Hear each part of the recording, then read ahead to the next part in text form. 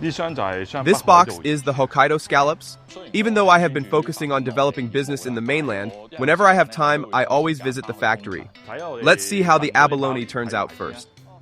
I learn from our chefs and female workers. I am Johnson Chan. I work in the traditional Chinese noodle production industry.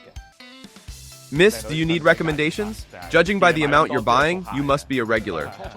I initially worked in the financial industry. Coming back to work in the noodle industry was a coincidence. It was my uncle who invited me to assist him, knowing that I had a certain understanding of the Chinese market. He wanted me to help expand the business into the mainland. Take your time, no problem. He's a very smart and outstanding person, always excelling in his studies. To pass this legacy on, anyone in my family needs to know my core value, and that is to diligently make good noodles. Traditional Cantonese noodles originated from Guangdong and have really taken root and blossomed in Hong Kong. We want to bring it back to its place of birth to pay tribute to Chinese noodles. Our chefs are really impressive. They have incredibly precise, almost machine-like hands.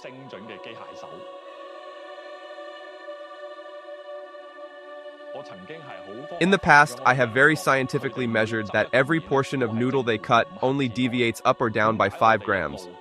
The reason we insist on portioning noodles manually is because our chefs' hands have moisture and warmth. They are also detectors for the maturity of the dough. An experienced chef only needs to feel the dough with their hands to know, what we call in the industry, how far the noodle has developed.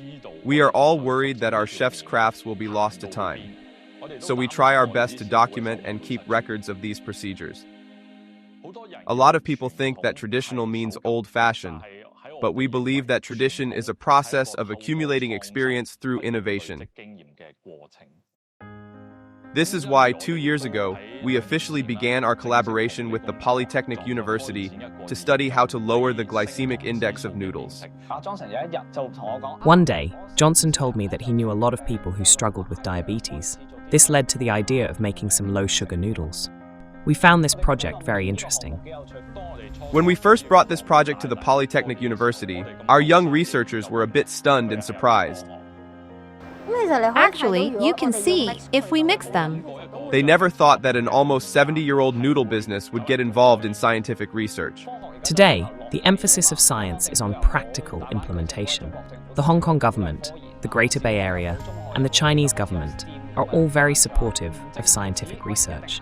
Both primary and secondary schools are starting to teach STEAM subjects.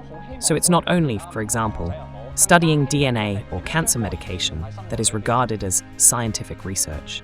We really wish to encourage students of all subjects to think about how scientific research can be applied in daily life. If we all persist and keep innovating, it can be just as outstanding as Italian pasta and Japanese ramen. For my family or for my uncle, I think I still haven't achieved what he expects.